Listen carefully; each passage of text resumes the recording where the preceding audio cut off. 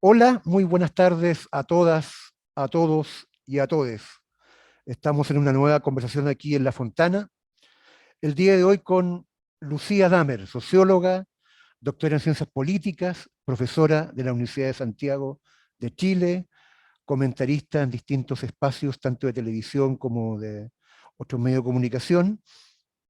Así que te queremos dar la bienvenida, Lucía, a esta conversación en La Fontana. No, gracias a ti, Mario, por la invitación. Es siempre bueno conversar en estas épocas. Y contigo, Lucía, queremos conversar sobre un tema que ojalá que en la campaña presidencial que se viene sea un tema relevante, significativo, más allá de la crisis de la pandemia, que es todo aquello que tiene que ver con la llamada seguridad ciudadana. Queremos partir preguntándote por el tema de cómo ves tú, qué piensas tú, cuáles son los caminos posibles de actuar con respecto a las policías, a ambas, Carabineros y la Policía de Investigaciones. Hoy día están situadas en un espacio de bastante vulnerabilidad, producto de elementos y situaciones de corrupción que se han vivido y situaciones en las cuales se ha puesto en tela de juicio principalmente el alto mando de cada una de ellas. De ese punto de vista, Lucía, ¿cuáles son los caminos que tú crees que se pueden plantear hacia adelante? ¿Es refundar las instituciones policiales? ¿Es modernizar las instituciones policiales? ¿Qué caminos vislumbras tú que debemos tomar como país frente a un tema tan delicado como este, el de nuestras policías? Sí, a ver, mira, lo primero es decir que el tema policial no se resuelve con la policía, sino se resuelve con el accionar político. Todo lo que uno puede estudiar de otros casos donde han habido situaciones de corrupción o han habido situaciones de violación de derechos humanos, etcétera, por parte de las policías, nunca la respuesta es intrainstitucional, ¿cierto? Porque las policías tienen per se una búsqueda de un código de silencio, de una estructura súper jerárquica, ¿cierto? Es como un armadillo que lo que hace es se organiza para protegerse. Entonces, yo creo que uno de los principales déficits democráticos de Chile es la capacidad civil para gobernar a las policías. Las policías son entonces un espejo de lo que les permitimos hacer. Y por muchos años, yo te diría 20 años, 25 años, consideramos que vigilar a los vigilantes no era necesario porque los Mm, policías se resolvían bien, uno, dos, tenían confianza ciudadana, y tres, los que se quejaban era la gente que estaba en los márgenes, ya sea los márgenes urbanos, ¿cierto? Los sectores populares, donde la policía no es ni tan efectiva, ni tan simpática, ni tan agradable como se siente que es en los sectores medios, en los márgenes de los hechos de violencia, donde las policías al final tenían estadio seguro, aula mm, segura, todos estos programas de respuesta sí, y por supuesto en las marchas, ¿no? Entonces, eso se rompe y con eso vimos el peor rostro de lo que en general el chileno promedio no ve, pero que hay muchos chilenos que sí lo ven día y noche, ¿cierto? Y con eso lo que necesitamos entonces son por lo menos, yo te diría, cuatro elementos. Uno, necesitamos un nuevo Ministerio de Seguridad que sea específico de seguridad, porque hoy día tenemos hoy día y durante los últimos 25 años hemos tenido ministros part-time de seguridad, mm, subsecretarios part-time de seguridad, y eso permite todo ese tipo de cosas. Segundo, necesitamos que dentro de esos ministerios las policías tengan autonomía profesional, no sé, decidir si van a salir en moto, si van a salir en camión o van a salir en caballo, pero no en autonomía político-administrativa, que hoy día mm, tienen clínicas, que hoy día tienen el bienestar, como hemos visto. Y entonces todas esas cosas que les ha crecido a este bonsai tan poco mm, bien mantenido, digamos, ir cortándolas. Y lo tercero es también buscar mecanismos de una accountability, digamos, de una responsabilización más horizontal. Entonces, que los alcaldes, que los gobernadores, que la ciudadanía también tenga algo que decir sobre el accionar policial. mm. Si lográramos avanzar en esas tres áreas, para lo cual necesitamos cambios constitucionales y legales, sin duda, ahí podríamos empezar a hablar de una reforma policial. Mm. Sí, ahora, desde ese punto de vista, esta crisis que no lográbamos ver, finalmente uno podría plantearse como hipótesis que había cierta mirada de la clase política que finalmente fue dejando hacer, fue dejando que las cosas ocurriesen. En ese contexto, tu perspectiva, Lucía, es que así como la policía en sí misma no puede ser la mandante para generar procesos de cambio, de armonización o de lograr una mejora profunda en su actuar, Se requiere también una nueva clase política, se requieren nuevos actores políticos que permitan mirar el cómo se puede instaurar o se puede modernizar las actuales policías, o basta con la clase política que tenemos hoy día. ¿Cómo lo sientes tú en ese sentido? Sí. No, bueno, evidentemente la clase política que ha estado a cargo del país los últimos 30 años en este tema no ha dado el ancho. Porque era, probablemente nos fuimos acostumbrando todos a que esta era la forma como se hacían las cosas, que cuando el ministro quería saber cuántos policías había en un determinado comuna, tenía que pedirlo por oficio al general director. Que el presidente de la República no puede sacar al general director de Carabineros, que los alcaldes tienen que quedarse con la idea que toda su dotación está en la Araucanía, porque eso es lo que le responden cuando le pregunta a las policías dónde está la capacidad policial. Mm. Entonces nos fuimos acostumbrando a que eso estaba y mi hipótesis, lo que yo he venido trabajando muchos años, es que el mundo de la política se quedaba tranquilo porque la ciudadanía respaldaba a la policía. Entonces, la confianza ciudadana se convirtió como en una espada de doble filo, ¿no? Porque por un lado era muy bueno que la ciudadanía confiara en la policía, pero por otro lado, esa misma confianza disminuía la posibilidad de hacer cambios. Y no hay que olvidarse, casi todos los candidatos a alcaldes, sin duda todos los candidatos a senadores y diputados, una de las fotos centrales de su agenda era la foto con el comisario del barrio, Mm. porque te permitía dar un sentido de legitimidad en las tareas que estabas haciendo. Yo creo que eso es algo que ha cambiado y es algo que las nuevas generaciones políticas, los nuevos políticos, los que estén a cargo de estos temas tienen que enfrentar con mucha rapidez. ¿Y, desde tu perspectiva, cómo te imaginas tú que además es la reconstrucción de la confianza entre la ciudadanía y la policía? Cuando hablo de ciudadanía, hablo de Lucía, Mario, Juan, Rodrigo, que salen a la calle, se encuentran con un carabinero de apellido Gutiérrez, y que finalmente hoy, en el día de hoy, está en una situación de desconfianza. Aún así son nuestros policías y son aquellos a quienes Sí. recurrimos, pero está ahí presente esa situación de desconfianza. ¿Cómo desde el ámbito de los ciudadanos, de la ciudadanía, tú te imaginas que se puede reconstruir este espacio de confianza que hoy día se encuentra quebrado con nuestras policías? ¿Qué nos puedes decir Mira, tú sobre eso? primero decir, Mario, que efectivamente ha habido una crisis de confianza en las policías, pero las policías están en una situación 10 veces mejor que los Mm. políticos. O sea, todavía los niveles de confianza en la policía son 30, 35, 40%, ¿no? Claro, han caído del 70, pero la realidad es que no están en una situación crítica y por eso es que cuando se habla de refundar hay que tener cuidado, porque existe un mundo allá afuera de la gente que siente miedo al delito, la gente que siente que va a ser víctima de un delito, que lo último que quisiera es quedarse sin policía. ¿Quiere una policía mejor? Sí. ¿Está disponible a cualquier cosa? No. Ujú. No a cualquier precio. Y después lo otro que es muy interesante, y también nosotros hemos hecho estudios en esto, es que la pandemia ayudó a consolidar un cierto sentido de legitimidad de nuevo de la policía. Si bien estos escándalos, digamos, hacen de vuelta a caer en el caso de la PDI, pero la sensación de que son los que están enfrentando el tema sanitario, ¿cierto? Que están presentes, todas esas cosas existen. Entonces, ¿qué es lo que necesitamos? Necesitamos que la ciudadanía también establezca una relación con la policía distinta, que no es de confianza absoluta, hagan lo que quieran y después me cuentan, ¿cierto? Tampoco es de una distancia, digamos, sospechosa, ¿cierto? De siempre lo que la policía hace está mal. Y para poder cambiar esas dos cosas, tú necesitas que la policía tenga, como te decía yo, mayores niveles de transparencia, digamos, mayores niveles de corresponsabilidad, que los alcaldes puedan decir algo, los gobernadores, y así también la ciudadanía, todos nosotros, tenemos que reconocer que el problema de la seguridad no es un problema de cárcel, castigo, policía. Y también hay que asumir que en Chile en los últimos 30 años hemos consolidado un discurso que nos es muy sencillo, ¿cierto? Tenemos un problema que es el crimen, tenemos un otro que es el criminal, generalmente que vive en la casa al lado, en el barrio al lado, en la vía al lado, o en la comuna al lado, y nuestra solución es policial. Y ahí nos damos vuelta. Y eso Mm. no es verdad, ¿cierto? Incluso cuando baja el delito, seguimos con el tema, digamos, con esa percepción. Entonces también necesitamos un cambio en la cultura ciudadana.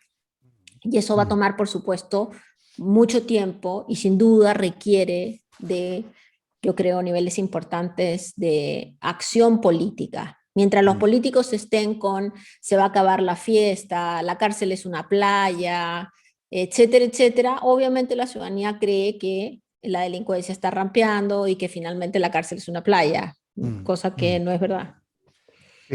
Ahora, en un segundo tema, en función de estos temas, de esta lógica o de este gran tema de la seguridad ciudadana, en un segundo tema, tú recién comentabas, es parte de los eslogan de los políticos y de la política en un cierto momento, el tema de combatir la seguridad o la inseguridad ciudadana, combatir el delito, combatir al criminal, pero finalmente parece que la percepción, o a lo menos la impresión, es que se ha instalado una lógica de cierta organización delictual en el país, que hay ciertos niveles de especialización con respecto a los tipos de delitos que ocurren, que hay una cierta orgánica que funciona, y que no se ha hecho frente bien a ella finalmente.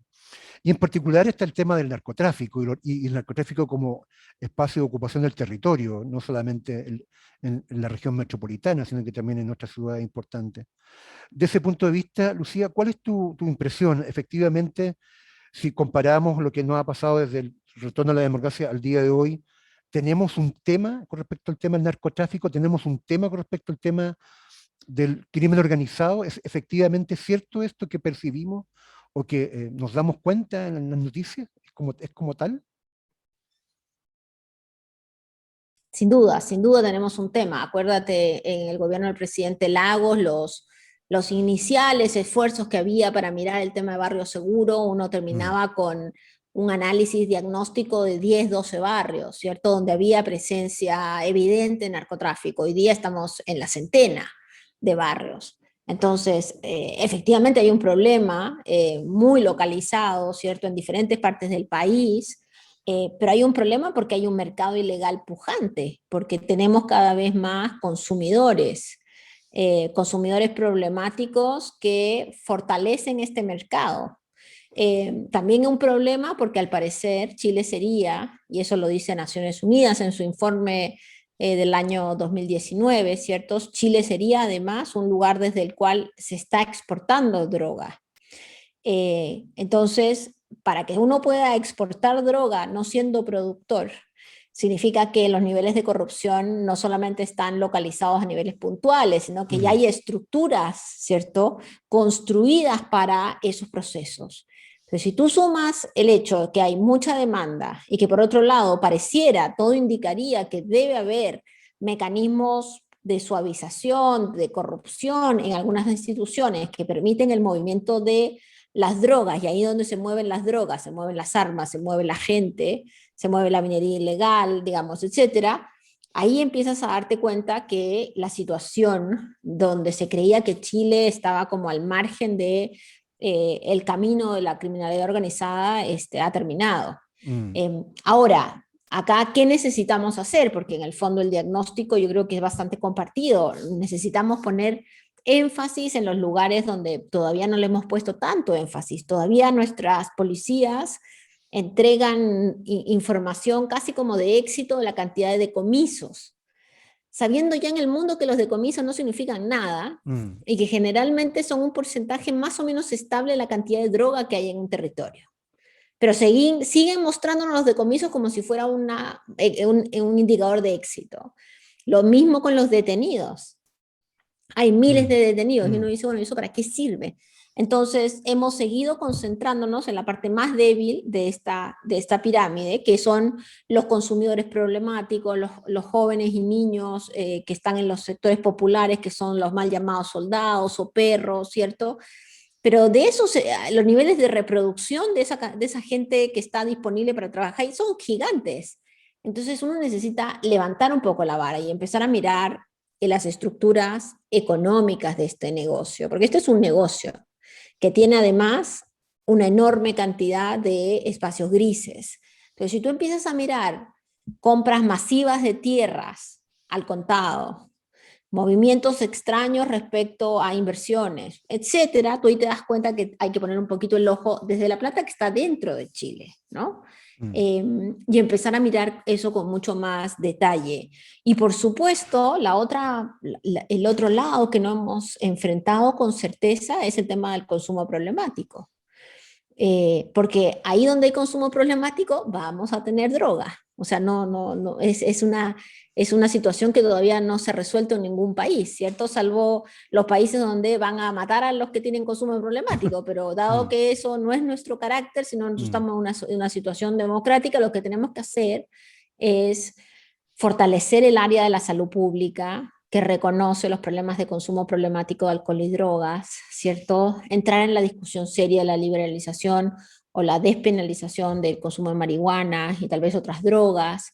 No sé, empezar a mirar esto más en serio. Y lo otro, Mario, que me parece fundamental es concentrarse en el tema de la violencia y para eso el tema de las mm, armas, ¿no? Hay mm, algunos candidatos que dicen, no, hay que liberar las armas, el que quiera mate al que le va a robar.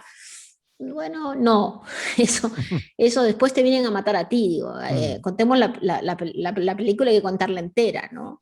Eh, Ahí yo creo que hay un foco donde tampoco hemos sido efectivamente eficaces. Si tú te preguntas armas hay en Chile, nadie sabe. sabe, mm, Sabemos que en no sé cuánto, en 20 años se han registrado 700.000, pero ese es un dato que no nos sirve para nada en términos de mm, política pública. mm, Entonces mm. llama la atención la ineficiencia. Sí. Ahora, una de las experiencias, como tú bien decías, Barrio Seguro en su momento, yo creo que uno de los temas que la- las políticas que intentan instalarse en el territorio con respecto al ámbito de la seguridad pública, la seguridad ciudadana, tienen que enfrentarse, también tiene que ver con la cultura de las comunidades. Pareciese que la lógica del narcotraficante o del narcotráfico en sí mismo también instala una cultura, en algunos casos se llama eh, elementos que tienen que ver con un ciertas ganancias secundarias que se obtienen en el territorio en función de poder generar garantías y condiciones de seguridad y estabilidad para el negocio del narcotráfico. En ese contexto, claro, se hace difícil, me imagino yo, que la política pública se instale y pueda ser reconocida por la ciudadanía y ciudadanas de esos sectores como un instrumento válido y legítimo que permite garantizar condiciones de seguridad. Pero dicho esto, ¿cómo te sientes tú cómo sientes tú que hay que avanzar en los espacios, principalmente en el territorio? ¿Cómo se construye? ¿Cuál es lo que tú mencionabas, la experiencia de Barrio Seguro, la experiencia que pasó en La Legua, finalmente? ¿Cómo se gana el espacio territorialmente al tema del narcotráfico? ¿Cómo se construye territorio seguro que nos permita ir derrotando el narcotráfico en estos sectores populares y que muchas veces terminan las condiciones que tú señalabas con grandes comunidades de jóvenes y niños sometidos al consumo y a las armas finalmente? Sí, mira, después de mirar lo que ha pasado en otros países, ¿no? Donde las cosas están mucho peores y donde es tan difícil avanzar, uno se da cuenta que en realidad la gran pregunta es ¿cuál es el objetivo? ¿Cuál es el objetivo de ingresar a un barrio donde hoy día tenemos presencia de narcotraficantes? ¿Terminar con el narcotráfico? ¿Terminar con los narcotraficantes? Ese es el objetivo, porque si Mm, esos son los objetivos, estamos es perdidos. válido. Mm, ¿Cierto? Los objetivos tienen que cambiar y lo que tenemos que asegurarnos es que en esos territorios haya Estado, pero no Estado policial, ¿ah? Porque la falta de seguridad es una imagen nomás de otras faltas. Entonces, si tú logras instalar un Estado presente en términos de salud, en términos de educación, para enfrentar el problema de los jóvenes adictos, ¿cierto? Que hoy día angustiados le roban a los papás, mejoras la calidad del espacio público, no para limitar la criminalidad, sino para aumentar la calidad de vida. Haces presente al alcalde, haces presente a otros actores claves del territorio, fortaleces, puede que las juntas de vecinos, pero también los grupos juveniles, les das espacio, les das aire. ¿Ah? Si tú haces todas mm, esas políticas, ¿cierto? mm, Lo que haces es arrinconas, porque siempre en esos territorios la gran mayoría no trabaja para el narco, mm, ¿cierto? Arrinconas al narco, si tú quieres, o arrinconas al mercado ilegal. Y muchas veces en esos mismos territorios, cuando esto empieza a moverse, ¿cierto? La parte positiva de la relación comunidad-gobierno, comunidad, digamos, Estado, hay un uso mucho menos evidente de armas y en paralelo tú tienes que tener inteligencia policial. Mm.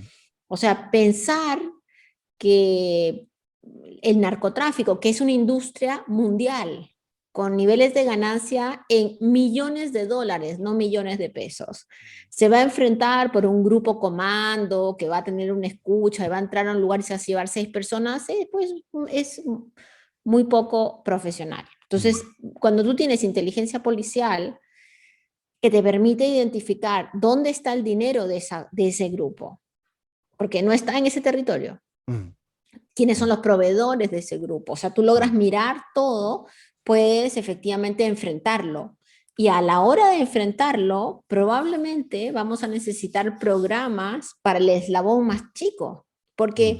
¿qué es lo que pasa? Tú agarras una organización criminal, los 5 de arriba o los 10 de arriba ya van a ir presos. Y los de abajo quedan en el aire, quedan sin trabajo, quedan violentados, quedan enfrentándose a otras bandas. Entonces tú necesitas también ahí un Estado que entre y algo te ofrezca.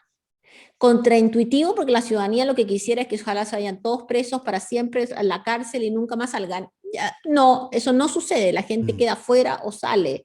Entonces, creo que la única forma es tratar de tener este cambio de mirada donde la policía cumple un rol, ¿cierto? Pero no es un rol enajenante en la relación con la comunidad, porque muchas de estas comunidades, al final del día, no quieren a la policía porque la policía llega y de paso te rompen la puerta, de paso se llevan a tu hijo que no tenía nada que ver, de paso, no sé, le golpean al de al lado. Entonces, la sensación es que están como entre la espada y la pared permanentemente. Mm. Pero para no terminar yéndose con el lado de la espada, necesitan que el Estado también dé apoyo, ¿cierto? Esté presente, pueda sacar los autos que están parados en las calles. Bueno, suma y sigue. Sí. Entonces es una tarea súper, súper grande que no la hemos sabido enfrentar. Muchos países no la están sabiendo enfrentar, pero requiere de mirar esto como una industria. Si Sí. no, estamos perdidos. Ok. Y tú planteas una segunda cosa que yo no sé cómo te lo imaginas tú, Lucía, que sea un tema para las actuales campañas que vienen, esas campañas que parten, ya están partiendo el día de hoy, que en noviembre y diciembre van a ser nuestra expresión a quién tendremos de presidente o presidente, qué diputados senadores tendremos, o si también es parte de la discusión en el ámbito de la nueva constitución. ¿Cómo crees tú que avanzamos o debiese avanzarse un país como Chile, que también tiene una cultura bastante conservadora, más allá de nuestras apariencias progresistas, pero que finalmente somos bastante conservadores en nuestra forma finalmente de ser? ¿Cómo debiésemos avanzar en ámbitos como, o de conversaciones como la despenalización de la marihuana, de otras drogas? ¿Cuáles son, tú crees que son las etapas o los temas que debiésemos colocar en la agenda para entender que tenemos y debemos avanzar en esos temas que a veces nos hace difícil, otras veces solamente es el título, nada más? ¿Cómo tú crees que deberíamos avanzar en eso? Mira, creo que el tema de la despenalización tiene que ser secundario a otros temas. El tema principal es que la gente sienta que alguien está respondiendo a esta crisis, que tú tienes niveles de impunidad que van bajando, que tú tienes niveles de efectividad que van subiendo. Mientras tú le muestres a la gente que tu única preocupación es que la marihuana esté despenalizada, la verdad es que mucha gente que siente que su hijo es angustiado, consumidor problemático porque partió con la marihuana, va a estar en contra, ¿cierto? Entonces, lo que tú necesitas es en paralelo ir mostrando que efectivamente el sistema se va a hacer cargo de la industria, de tu vecino que tiene entrada a 6 casas por dentro para salir huyendo cuando llega la policía. Ya, Mm. cuando eso empieza a suceder, que además yo creo que no es tan difícil de implementar porque requiere una estructura que existe en Chile, que uno puede ordenar, si uno ordena esto en el marco no de una respuesta solo policial.